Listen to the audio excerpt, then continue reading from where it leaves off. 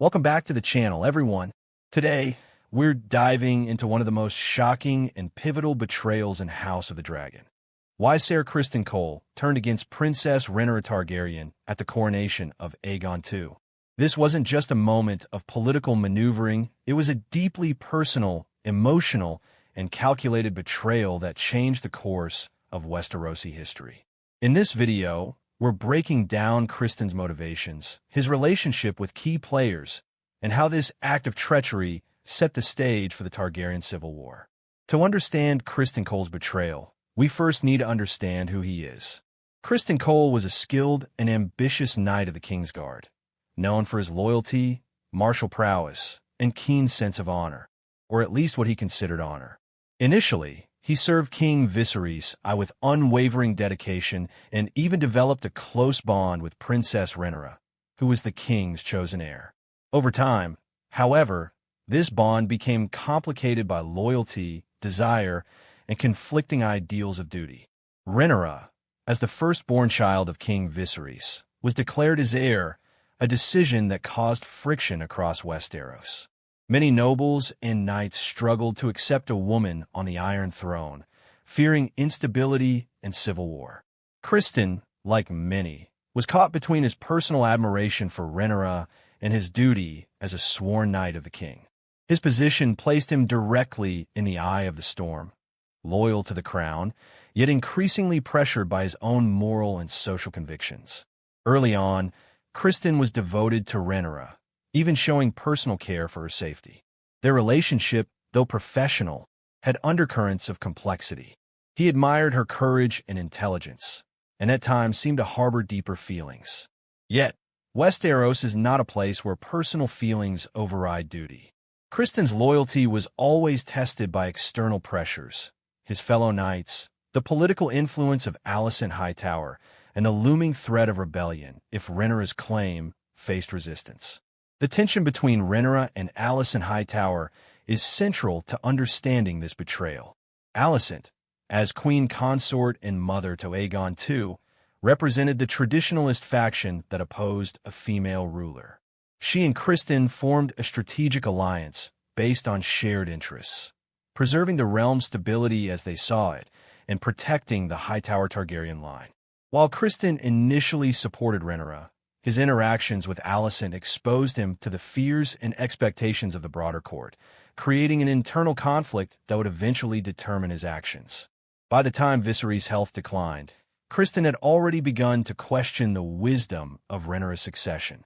He had witnessed courtly factions shift, whispers of rebellion grow, and the fear of civil war become tangible.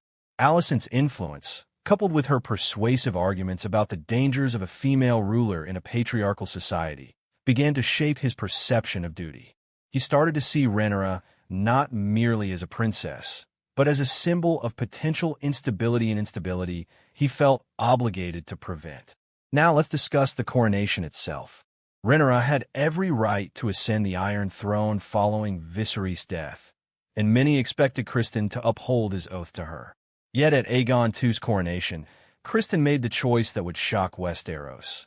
He turned his allegiance, formally supporting Aegon's claim over Rhaenyra's. This wasn't a sudden act of betrayal. It was the culmination of years of pressure, internal conflict, and political calculation. There were multiple motivations driving Criston's decision. First, loyalty to the realm. Criston genuinely believed that Rhaenyra's ascension could provoke a civil war that would devastate Westeros. He saw the kingdom as fragile and feared that a female ruler, regardless of her competence, would face insurmountable resistance from entrenched nobles and rival houses. In his mind, supporting Aegon was a choice for stability, not personal gain. Second, influence from Alicent and her faction.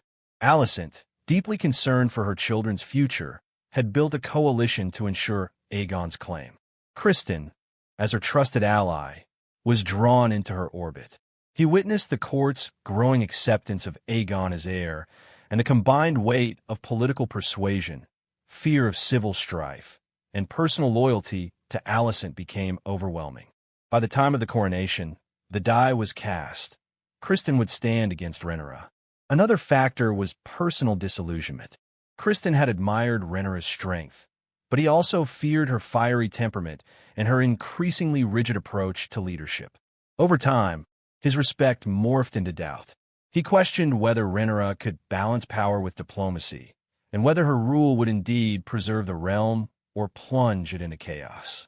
This perception of her as a dangerous figure made betrayal, in his mind, a necessary evil.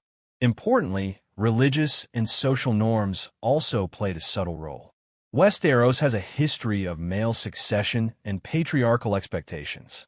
Criston, raised within this context, internalized these norms, which created a tension between his personal admiration for Rhaenyra and his understanding of what society considered legitimate rule. By endorsing Aegon, Criston could reconcile his actions with his sense of moral and social duty, even if it meant betraying someone he once cared for deeply. Let's not underestimate the emotional weight of this betrayal. For Rhaenyra, Criston was more than just a knight. He was a protector, a confidant, and at times, almost a friend. His defection at her moment of greatest vulnerability, her father's death, was not just a political blow, but a deeply personal one. The impact of his betrayal reverberated through the court, emboldening other nobles to question her claim and rally behind Aegon too. Criston's choice also highlights a core theme of House of the Dragon. Loyalty is conditional. In a world driven by ambition, fear, and political calculation, even the closest bonds can be sacrificed for what one perceives as the greater good. Criston's betrayal wasn't born from malice alone. It was a complex mix of survival instinct, political pragmatism, personal doubt, and social conditioning. The consequences of Criston's betrayal were immediate and far-reaching. Rhaenyra, now facing not only Aegon's claim, but also the defection of key allies, was plunged into isolation. This single act accelerated the Targaryen civil war known as the Dance of the Dragons, leading to devastating battles, the deaths of countless soldiers and dragons, and the fracturing of the Targaryen dynasty.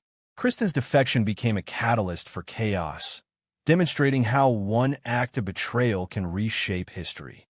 Interestingly, Criston's betrayal also humanizes him as a character. He is not a one-dimensional villain. He is a product of circumstance, upbringing, and intense pressure. His choices, while morally questionable, are understandable within the context of Westerosi politics. He embodies the tragic reality that in a world driven by power, loyalty is fragile, and even the strongest oaths can crumble. What do you think? Was Criston justified, or did he commit an unforgivable act?